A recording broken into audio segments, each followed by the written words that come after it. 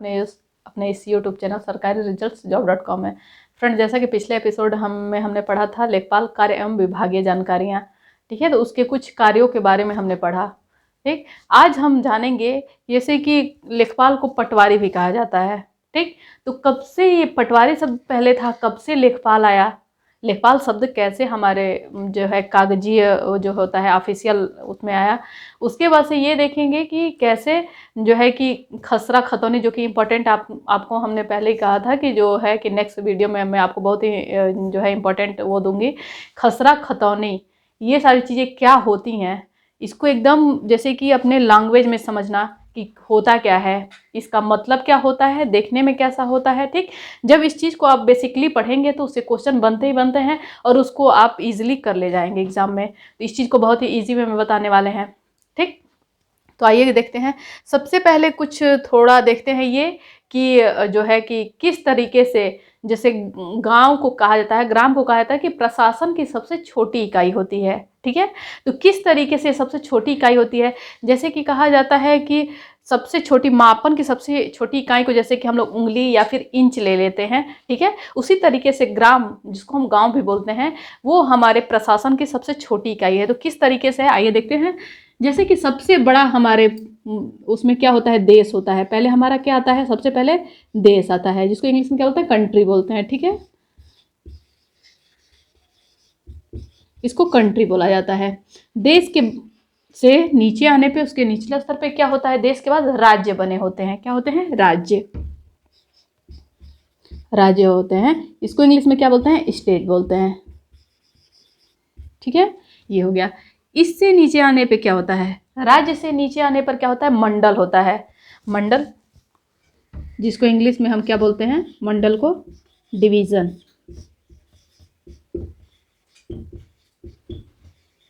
Division बोलते हैं। ठीक, अब मंडल से नीचे आने पर क्या होता है, मंडल से नीचे आने पे जो है मंडल के अंडर में क्या होते हैं, जिले होते हैं। ठीक है,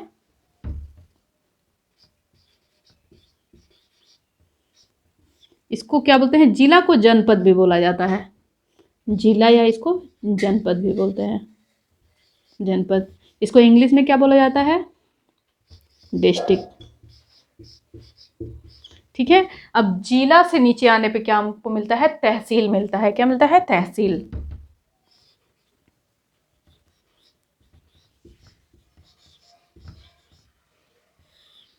तहसील मिलता है। ठीक है, और तहसील से नीचे आने पे जो है, अब तहसील से यहाँ से दिख नहीं रहा होगा इसलिए यहाँ पे बताते हैं कि तहसील से नीचे आने पे हमको क्या मिलता है, तहसील से नीचे आने पे जो मिलता है हमको वो होता है ग्राम।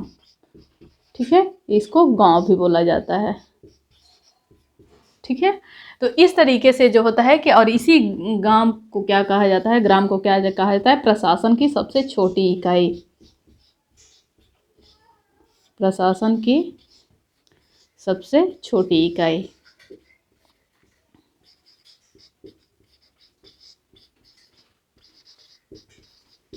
ये जो हो गया प्रशासन की सबसे छोटी इकाई हो गई। सबसे बड़ा प्रशासन, प्रशासन की सबसे छोटी इकाई कहने का मतलब क्या हुआ, प्रशासन में जो सबसे बड़ी चीज़ आती है हमारी कंट्री आती है। ठीक है, जिस पे शासन किया जाता है हमारे प्रधानमंत्री का जिस तरीके से है, तो कंट्री पे आता है।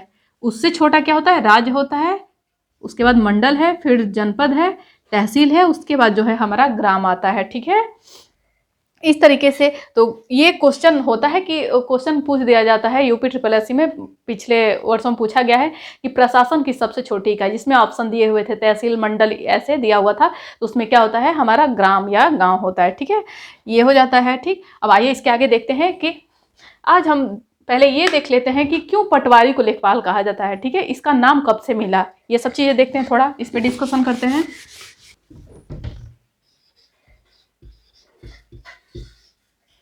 पटवारी के बारे में पढ़ते हैं। ठीक है, तो सबसे पहले क्यों पटवारी को जैसे लेखपाल, आज के परिवेश में जो है लेखपाल कहा जाता है। पटवारी कब कहा जाता था, कब से इसको लेखपाल का नाम दे दिया गया। ठीक है, तो पटवारी की शुरुआत सबसे पहले किसने इसकी शुरुआत की होगी कि पटवारी चूंकि पटवारी का काम क्या होता है, यही कि हमारे खेतों का लेखा जोखा रखना, भूमि का लेखा जोखा रखना। ठीक है, ये पटवारी का काम होता है। तो ये पटवारी की शुरुआत कब से हुई थी। ठीक है, तो अगर ऐसा क्वेश्चन में आ जाता है कि पटवारी का जो है सृजन किसके हिसाब, किसके शासनकाल में हुआ या किसने किया, ठीक है। सृजन अगर कहा जाता है तो इस पटवारी का जो है सृजन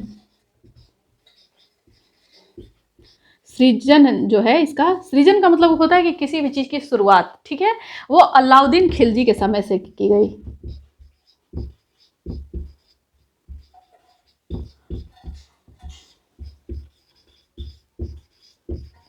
पटवारी की शुरुआत जो है अलाउद्दीन खिलजी के समय से की गई, क्योंकि इनका जो है कि भारत में आना, भूमि को उसको जीत लेना, उस पर विजय प्राप्त करना, तो ये क्या करते थे कि सभी भूमियों को पे कब्जा करते थे। मेन इनका तो यही था कि राजाओं पे आक्रमण करना, यहाँ पे शासन करना, ठीक है। तो मेन इनका भूमि से ही था, जमीन से ही था, टुकड़ी से ही था। तो सृजन इसका जो हुआ इस चीज़ का, जब अलाउद्दीन खिलजी आया तो इसने एक पटवारी रखा, ठीक है, उसको पटवारी नाम दिया कि ये हम जहाँ जहाँ का जो है कि भूमि पे जहाँ जहाँ हम जीत हासिल करते हैं, ये उसका लेखा जोखा रखेगा, पटवारी हो गया, ठीक है। उस फिर भी इसके शासनकाल में इस चीज़ को बस एक होता है कि किसी भी चीज़ की शुरुआत होती है तो वो बहुत जैसे कि नाम के लिए आगे चलता है, ठीक है, बहुत बेहतरीन तरीके से काम नहीं कर पाता है। तो इसके बाद से आया जो सबसे ज़्यादा इसका चलन हुआ वो किसके शासनकाल में हुआ, तो अगर सृजन आता है तब तो आप अलाउद्दीन खिलजी ऑप्शन में लेते हैं, क्योंकि ये क्वेश्चन पूछा गया है यूपी SSS में। तो सृजन आता है तो अलाउद्दीन खिलजी। लेकिन अगर ये पूछा जाए कि महत्व या फिर चलन में कब आया, और सबसे ज़्यादा महत्व में कब आया या फिर चलन कह सकते हैं कि बहुत ज़्यादा इसका यूज हुआ, तो वो था जो है शेरशाह सूरी के समय में।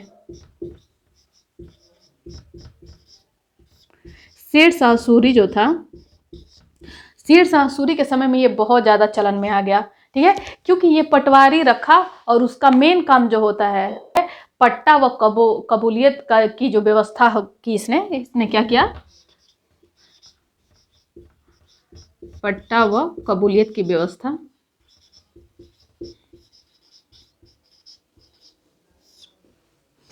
इसने शुरू किया पट्टा व कबूलियत की व्यवस्था।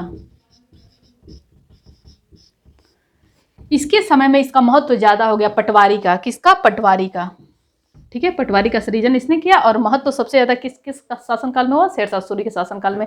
इसने जो है कि लगान जो वसूलना है, ठीक है, कि कौन सी जमीन पे कैसे लगान वसूला जाए, जो भूमिहीन किसान है या फिर जो किसानी कर रहे थे, तो वो जब भी खेतों में काम कर रहे हैं तो किस तरीके से उनसे लगान वसूला जाए, उसका बेहतरीन काम जो शुरू हुआ शेरशाह सूरी के समय से हुआ, ठीक। तो अगर आता है कि महत्व या सबसे ज्यादा चलन किसके समय से हुआ, तब तो आप शेरशाह सूरी को देंगे, ठीक है। लेकिन अगर आता है कि शुरुआत किसने की, ठीक है, इसका इस नाम का किसने वो किया, तो ये अलाउद्दीन खिलजी था। शेरशाह सूरी बाकी आगे तो अकबर के समय में तो ये बहुत ही अपना विस्तृत रूप ले चुका था, तो ये सब चला। लेकिन ये दो क्वेश्चन अगर आते हैं सृजन और महत्व का, तो आप इस तरीके से देंगे, ठीक है, ये क्वेश्चन बन के आता है। अब इसमें क्या था कि ये पटवारी जो है शेरशाह सूरी के समय में पटवारी को 2 भागों में इसको बांट दिया गया था। पटवारी को जो है, आइए यहाँ पे देखते हैं, पटवारी को 2 भागों में बांटा गया, ठीक है। एक का नाम दिया गया मुकद्दम, ये चूंकि मुसलमान थे तो इन्होंने इसी तरीके का नाम दिया, तो एक का था मुकद्दम और दूसरे का पटवारी का नाम ऐसे पटवारी ही रखा गया। अच्छा, तो इनके पटवारी में ही 2 कैटेगरी एक तरीके से हो गई। तो ये इसका काम क्या था, मुकद्दम का मतलब होता है कि किसी भी चीज़ पे न्याय करना, ठीक है। तो एक तो था या फिर निर्णय देना, तो इसमें लॉ ऑफ ऑर्डर मुकद्दम के अंतर्गत आता था। और इसके अंदर क्या आता था कि लगान का जो वसूली करना होता है, ठीक है, लगान वसूली का काम इस पटवारी के अंतर्गत आता था। एक न्याय व्यवस्था देखता था मुकद्दम, जिसको पटवारी में ही 2 कैटेगरियां कर दी गई। तो एक जो है न्याय व्यवस्था को देखता था, ठीक है, लॉ ऑफ ऑर्डर को देखता था, और एक था लगान वसूली में, जो कि लगान किसानों से क्या करता था, लगान वसूलता था, ठीक है। तो एक पटवारी का काम क्या हुआ, लगान और वसूलना, और मुकद्दम का हुआ लॉ ऑफ ऑर्डर, ठीक है। इस तरीके से इस शेरशाह सूरी के समय में ये व्यवस्था थी। अब आइए आगे का देखते हैं इसमें। अब ये चीज़ देखेंगे कि हम उत्तर प्रदेश में कब पटवारी का नाम बदल के लेखपाल रख दिया गया, ये क्वेश्चन भी आपसे पूछा गया है। तो पूरी इसकी हिस्ट्री जान लेते हैं हम कि कब किस तरीके से, ठीक है, कौन सी ऐसी सिचुएशन आई। अच्छा, एक क्वेश्चन आ जाता है कि उत्तर प्रदेश में पटवारी को लेखपाल का नाम किस वर्ष और किसके द्वारा दिया गया, ठीक है। तो इसके पीछे कुछ हिस्ट्री जान लेते हैं कि पटवारी को कब लेखपाल के नाम देने की ज़रूरत पड़ गई। ठीक है, तो हमारे ये बात है उस समय की कि जब हमारे जो है कृषि मंत्री, जो उत्तर प्रदेश के कृषि मंत्री थे, वो चौधरी चरण सिंह थे। ठीक है, तो उस समय अभी क्या हुआ था कि भारत आज़ाद हुआ था, अभी गरीबी थी, अभी अच्छी खासी गरीबी थी, क्योंकि भारत उसी समय तो अंग्रेजों से मुक्त हुआ था। तो उस समय क्या हुआ कि जैसे कि जमींदार होते थे, एक जमींदारी प्रथा अभी भी जो है कि हावी थी। ठीक है, गरीब लोगों पे जमींदारी प्रथा भी हावी थी। तो जमींदार होते थे, जमींदार का मतलब क्या होता है ये भी जान लीजिए थोड़ा, कि जमींदार का मतलब क्या होता है। जमींदार, इसका मतलब होता है कि जो जमीन के बड़े भूभाग का मालिक होता था। ठीक है, जिस तरीके से एग्जाम्पल में हम देखते हैं कि जैसे हम कहते हैं दुकानदार, ठीक है, तो किसका मालिक होता है, दुकान का मालिक होता है। उसी तरीके से क्या था, हमारा जमींदार था। ठीक है, वो जमीन का मालिक यानी कि बहुत बड़े भूभाग का मालिक। ठीक है, तो वो क्या करते थे कि जो भूमिहीन किसान थे, गरीब थे, ठीक है, उनको क्या करते थे, अपनी भूमि जो है कि दे देते थे। ठीक है, एक ऐसे एग्रीमेंट पे देते थे कि तुम मुझे इतना लगान, मैं तुमसे इतना लूँगा, ठीक है, धन का इतना, अन्न का इतना हिस्सा लूँगा तुमसे उसके बदले में, या फिर लगान तुमसे इतना वसूला करूँगा। ठीक है, किसान इस चीज़ पे सहमत हो जाता था, क्योंकि उस समय कृषि इतनी ही आधुनिक नहीं थी। ठीक है, लोगों का फसल जो है वर्षा पे डिपेंड करता है, वर्षा ऋतु में वर्षा हो, ठीक है, तो फसल अच्छी होती थी, वरना फसल अच्छी नहीं होती थी। लेकिन ये जमींदारों का क्या था कि इन्होंने फिक्स कर रखा है कि तुम्हारे खेत में फसल हो ना हो, मैं तुमसे इतना वो लगान वसूली करूँगा। ठीक है, तो इस समय क्या हुआ कि जो जमींदार थे इसी तरीके की निरंकुशता दिखाते जा रहे थे। ठीक है, जो है भूमिहीन किसान पे या गरीबों पे इसी तरीके का जो है रवैया दिखा रहे थे। तो उस समय क्या हुआ कि किसानों की बात को सुना चौधरी चरण सिंह ने, जो कि उस समय के कृषि मंत्री थे। ठीक है, उत्तर प्रदेश के। तो क्या हुआ उस टाइम कि जो है चौधरी चरण सिंह जो है इस जमींदारी प्रथा को ख़त्म करने के, किसानों की बात को सुने। ठीक है, ज़मीनी जाके जुड़े उनसे, उनकी बात को सुने, तो उन्होंने इसको ख़त्म करने का सोचा। ठीक है, तो उन्होंने चलाया कि जमींदारी उन्मूलन अधिनियम। क्या जमींदारी उन्मूलन अधिनियम होता है? उन्मूलन का मतलब होता है कि किसी भी चीज़ को जड़ से निकाल देना। ठीक है, जड़ से निकाल के फेंक देना, यानी कि कुछ समय के लिए रहे, फिर दूसरी सरकार आए तो फिर वो व्यवस्था अलग हो जाए। ठीक है, इस चीज़ को उन्होंने जड़ से उखाड़ फेंकने के लिए ये एक अधिनियम चलाया कि जो है जमींदारी उन्मूलन अधिनियम। ये शुरू किया 1950 में, 1950 में इस चीज़ का जो है कि घोषणा किया कि ये जमींदारी उन्मूलन अधिनियम, ये मतलब कि इन्होंने चलाया। लेकिन इसको लागू कब किया गया? ठीक है, इसको लागू जो है कर दिया गया 11 जुलाई 1952 को। 2 साल लगे इसको लागू करने में। ठीक है, ये लागू किया गया, इस समय इसको लागू कर दिया गया 11 जुलाई 1952 को। जब ये ऐसी प्रथा चला, अधिनियम चला दिया गया, तो जो उस समय और थे कौन, चौधरी चरण सिंह थे। चलाया किसने था? चौधरी चरण सिंह ने।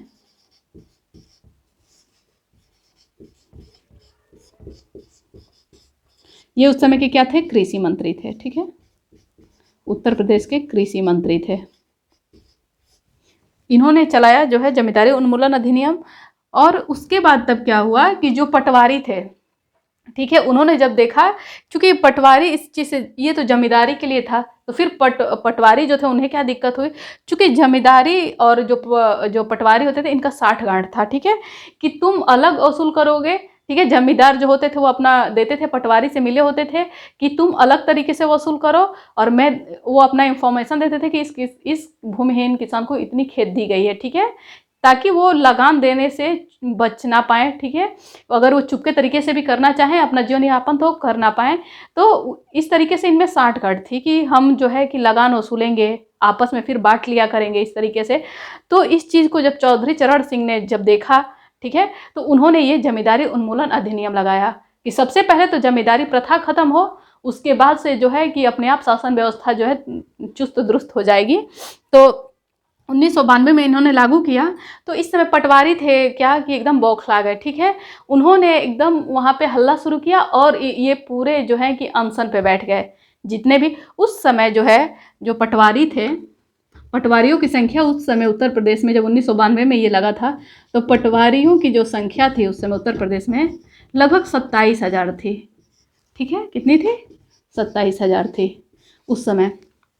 ये सारे जो है हड़ताल पे बैठ गए कि हम काम को नहीं करेंगे, आप इस तरीके से जो जमींदारी उन्मूलन अधिनियम इस तरीके से लागू करेंगे तो हम काम नहीं करेंगे, हड़ताल पे बैठ गए। ठीक है, फिर उन्हें लगा कि हम ऐसा करके चौधरी चरण सिंह के जो इरादों को है क्या करेंगे, बदल देंगे, लेकिन ऐसा हुआ नहीं। चौधरी चरण सिंह इस बात से बहुत ही गुस्से में आए, उन्होंने बहुत स्ट्रिक्ट जो है कि एक एक्शन लिया। उन्होंने क्या किया कि इस पूरे जो है इनके कार्यकाल को या इनके उसको पूरा ख़त्म कर दिया। उन्होंने सारे पटवारियों को क्या कर दिया, बर्खास्त कर दिया। ठीक है, उसके बाद से उन्होंने क्या किया, सबको बर्खास्त करके एक नई भर्ती निकाली और नाम क्या दिया, पटवारियों से इतनी उन्हें दिक्कत हुई कि उन्होंने नाम दिया लेखपाल का। पटवारी का नाम ही हटा दिया, उन्होंने लिया लेखपाल का। चूँकि आज भी पटवारी कहा जाता है, लेकिन चूँकि वो पहले से चली आ रही बोलचाल की भाषा में है, बाकी कहीं भी जो भी सरकारी जो डॉक्यूमेंट्री होती है उसमें कहीं भी पटवारी का नाम अब नहीं होता है। लोग आम बोलचाल की भाषा में इसको लेते हैं, लेकिन अब नहीं है गवर्नमेंट डॉक्यूमेंट्री में। तो इस तरीके से चीज़ें आई और जो है कि हमारा ये पटवारी शब्द खत्म हो करके और लेखपाल का आया। तो अगर क्वेश्चन में आता है कि कब लागू हुआ, तो आप आंसर देंगे कि 11 जुलाई 1952 को। ठीक है, और कब इसका शुरुआत हुआ, तो 1950 में। ठीक, इस तरीके से आप पूरी चीज़ों को जानिए। चौधरी चरण सिंह थे उस समय जो है कि कौन से मंत्री थे, इसमें प्रधानमंत्री जो थे गोविंद वल्लभ पंत थे।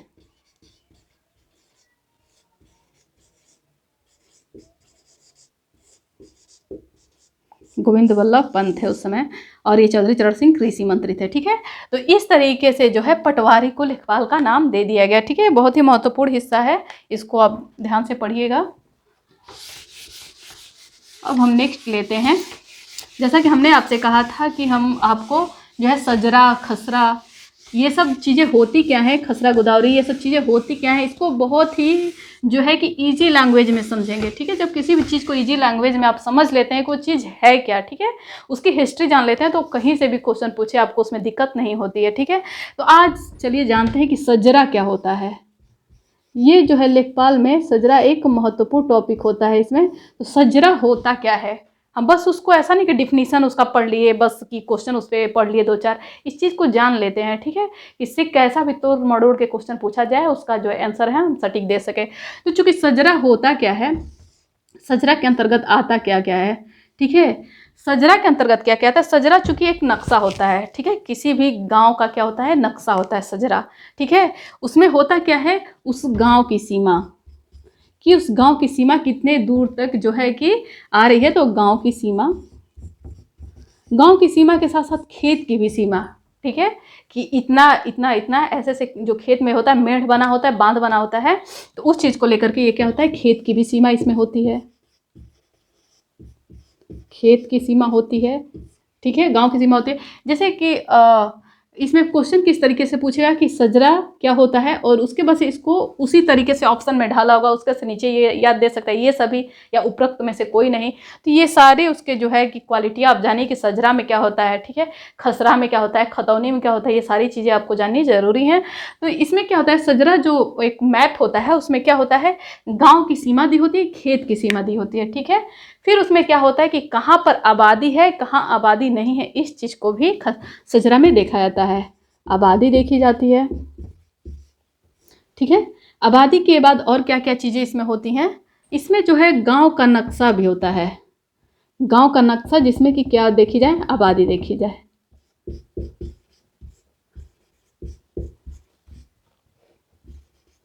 गांव का नक्शा जिसमें कि क्या देखी जाएगी, कहाँ कितनी आबादी है। ठीक है,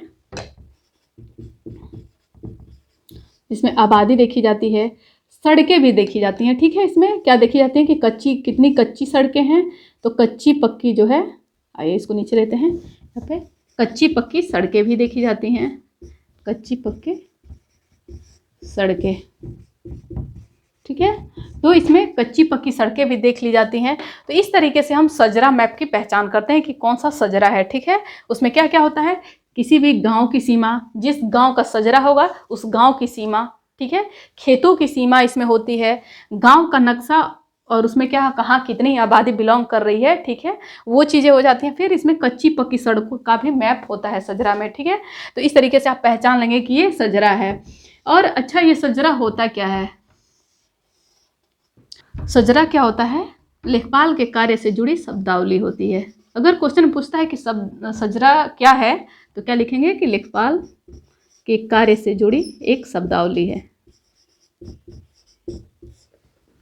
कार्य से जुड़ी शब्दावली।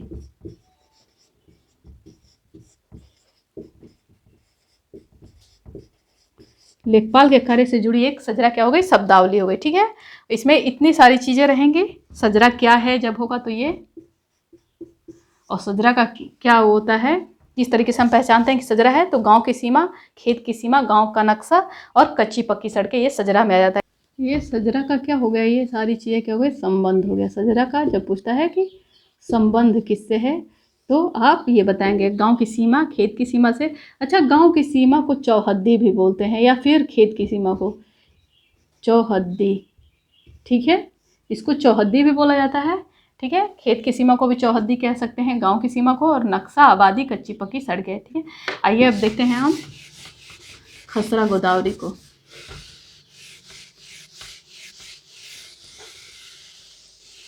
इस पे क्वेश्चन लिखते हैं कि किस तरीके का पूछा जा सकता है, फिर उसके पूरे हिस्ट्री को समझते हैं।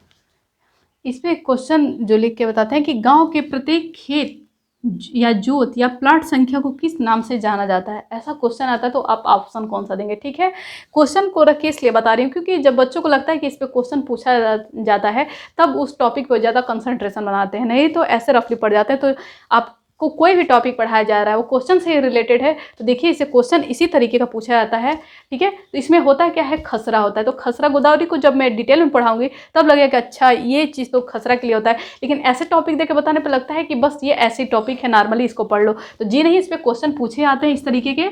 इसका आंसर तो हो जाएगा कि खसरा गोदावरी। ठीक है, उसको खसरा संख्या भी बोलते हैं, खसरा गोदावरी भी बोलते हैं।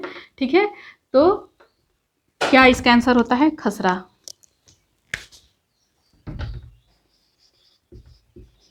इसका उत्तर तो हो गया, इसका आंसर तो हो गया खसरा। ठीक है, लेकिन वो होता कैसे है थोड़ा सा उसको जान लेते हैं। ठीक है, ताकि उससे इसके अलावा जो है कोई और क्वेश्चन इसको घुमा फिरा के कोई और क्वेश्चन पूछता है तो हमारा आंसर गलत ना हो। इसके लिए क्या होता है, अच्छा जो सजरा मैंने बताया था, ठीक है, तो क्या होता है, मान लीजिए किसी गाँव की सीमा है, इसमें खेत भी निकले होंगे। ठीक है, और मान लीजिए कि ये कच्ची पक्की सड़कों का ब्यौरा दिया हुआ है। ठीक है, और ऐसे मान लीजिए कि इसमें ऐसे करके एक रोड निकल गया। ठीक है, एक इधर से जो है रोड जाके इस पर मिल गया, और मान लीजिए कि ये संख्या है खेतों की, ये हो गया, और ये खेतों की संख्या ऐसे निकाली गई है इसमें इस तरीके से जो है, और खेतों के नंबर यहाँ पे लिखे थे 1 2 3 4 ऐसे मान लीजिए। तो जब इसमें बस संख्या ना दी हो, बस ऐसे ही माप हो, जैसे कि कच्ची, ये मान लीजिए कि कच्ची पक्की सड़क या फिर पक्की सड़क है, ये सड़क है। ठीक है, सड़क है, ये मान लीजिए सड़क है, और ये ग्राफ क्या है, तो अगर बस ये नॉर्मली होता तो ये क्या होता, हमारा सजरा होता। ठीक है, लेकिन इसमें जब नंबर पड़ गए, ठीक है, ये जोत संख्या, ये है जोत संख्या। कहने का मतलब क्या होता है कि कितनी भूमि पे जो है खेती हमारी की जा रही है, जोत संख्या हो गया, या प्लॉट संख्या, शहर में जो प्लॉटिंग होती है ना, प्लॉट संख्या, इस तरीके से। तो ये जो भी चीज़ें होती हैं, इसमें मैप भी दिया हुआ है, संख्या दी हुई है खेतों की, तो ये क्या हो जाता है, इसी को क्या बोला जाता है, इसको खसरा बोला जाता है, या खसरा गोदावरी भी इसको कई जगह खसरा संख्या, खसरा संख्या या खसरा गोदावरी,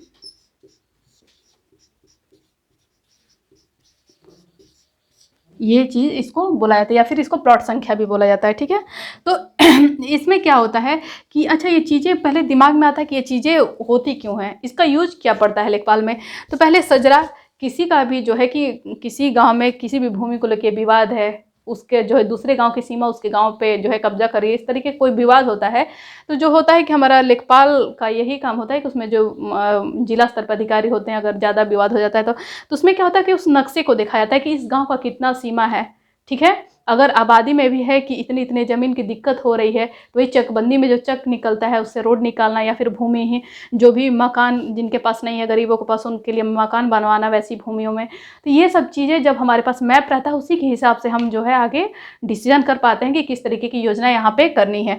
तो जो है सजरा में वो निकल जाता है। अब खसरा में क्या होता है कि संख्या दी हुई होती है कि इतने खेतों की संख्या, ये संख्या में खेत होते हैं। ठीक है, इसकी नंबरिंग होती है। तो इसमें इसी को क्या बोलते हैं, खसरा संख्या या खसरा गोदावरी इस तरीके की होती है कि जैसे कि होता है कि चक्रोड भी निकला होता है, खेतों में भी तो निकला होता है ना, नंबर लोगों के खेत होते हैं उनमें से ही रोड को निकाला जाता है, क्योंकि वहाँ पे वो आवागमन के साधन को सुलभ बना रहा है किसान की खेती के लिए या फिर कहीं भी आने जाने के लिए। तो ये सब चीज़ें होती हैं, इसमें खेत भी पड़ गया, चूँकि खेत भी नंबरिंग में ही होता है, ठीक है। क्योंकि देखिए 13 के जो है, ये जो 13 दिख रहा है इसके नंबरिंग में कुछ आ गया, 12 के, 11 के, 10 के, ऐसे ही नंबरिंग में भी खेत भी जो होता है नंबर में ही होता है, ठीक है। तो अगर देखें गांव के प्रत्येक खेत और जैसे कि प्लाट संख्या को किस नाम से जाना जाता है, तो खसरा गोदावरी या खसरा के नाम से, जिस तरीके का ऑप्शन होगा आप उस तरीके का ट्रिक लगाएंगे, ठीक है। ये चीज़ें हो जाती हैं। अच्छा, ये सरकार बनवाती क्यों है, खसरा की जरूरत क्या पड़ती है खसरा गोदावरी की? तो चूंकि ये होता है कि लेखपालों का जिस तरीके से होता है कि कृषि कार्य जब होती है तो उसके हिसाब से वो जांच पड़ताल करते हैं गांव में कि कितनी कृषि की गई है, कितने हेक्टेयर, तो इसी भूमि के हिसाब से, ठीक है। जब देखता है जैसे कि लेखपाल आंकड़ा हर चीज़ का लेता है, हर एक सीजनी हिसाब से वो जो होता है कि पड़ताल करता है, इंस्पेक्शन करता है, तो उसमें होता है कि इस इतने भूमि में इतना, इस ग्राम में इतने भूमि में ये फसल बोई गई है, ठीक है। तो ये सारी चीज़ें जब कलेक्ट होती हैं तो वही जो है कि हमारा देखते हैं कि हम जो भी करेंट अफेयर में पढ़ते हैं कि इस साल उत्तर प्रदेश में इतने हेक्टेयर भूमि पे इतने चावल का उत्पादन हुआ, ओवरऑल भारत का भी लिया जाता है। तो आंकड़ा निकल के कहाँ से आता है, वही जो ये लेखपाल के द्वारा जो पड़ताल की गई होती है, एक वर्ष में जो 3 बार पड़ताल की जाती है, तीनों जो है सत्र में की जाती है, रबी की फसल में, खरीफ की फसल में या फिर जायद की फसल में, तो उसी चीज़ का इंस्पेक्शन करके जो है कि हमारा निकाला जाता है वो बायोडाटा कि इतने चावल का उत्पादन, इतने टन चावल का उत्पादन हुआ है, ठीक है, इतने हेक्टेयर भूमि पे, इतने हेक्टेयर भूमि पे। तो इस तरीके से हम खसरा का यही काम होता है। अच्छा, एक चीज़ और है कि खसरा संख्या से या फिर खसरा गोदावरी से आप ये नहीं पता लगा सकते हैं कि कौन सी भूमि, इसका मालिकाना हक किसका है। जैसे कि यहाँ पे नंबर 1 है, ठीक है, तो अगर आप खसरा संख्या निकलवा लिए, आप अगर उसे ये पता करवाना चाहें कि इस पे मालिकाना हक किसका है इस ज़मीन पे, तो ये आप पता खसरा संख्या से नहीं लगा सकते हैं। इसमें इसका मतलब ही क्या होता है, बस एक रिकॉर्ड रखना कि कितनी भूमि पे आबादी है, कितने में, जैसे कि इसमें है कि सारी भूमि पे इसमें खेती ये नहीं की गई है, कुछ में जो है कि पेड़ लगाए गए हैं, वृक्षारोपण किया गया है, वृक्षों की संख्या आ गई, ठीक है, कुछ में जो है संख्या में नंबरिंग में ही आबादी घर भी बनाती है, ठीक है। तो वो चीज़ हो गया, कितने इसमें भूमि पे जो है कि खेती की गई है, ठीक है। ये सारी चीज़ें खसरा संख्या में होती हैं, तो इस चीज़ को आप अपने दिमाग में बनाएं, ठीक है। इसमें जो है इसको निकालने का मतलब क्या होता है, तो आइए एक लाइन में इसको लिखते हैं। ये सारे टॉपिक जो है इम्पोर्टेंट है। इसी खसरा संख्या के द्वारा पता चलता है, ठीक है, सरकार को पता चलता है कि किस वर्ष कितनी फसल की पैदावार हुई है, फसल की कितनी पैदावार हुई है, इसी से पता चलता है। किससे पता चलता है, खसरा संख्या से। अच्छा, खसरा संख्या से मालिकाना हक किसका ये ज़मीन है ये पता आप नहीं लगा सकते हैं, ये भी एक इम्पोर्टेंट टॉपिक है। तो इसमें है कि मालिकाना हक का पता नहीं लगा सकते,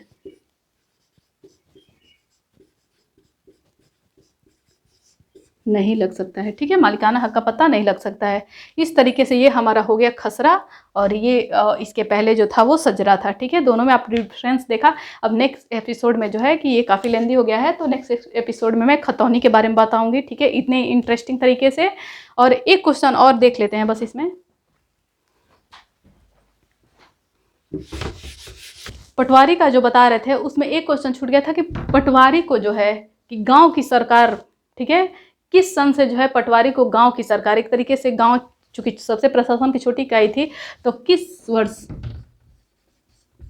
एक क्वेश्चन आ जाता है पटवारी का बताते समय मुझे बताना चाहिए था, लेकिन यह है कि किस वर्ष पटवारी को जो है गांव की सरकार के प्रतिनिधि के तौर पे, इसमें है कि किस वर्ष पटवारी को गांव की सरकार के प्रतिनिधि के तौर पे नियुक्त किया गया, ठीक है।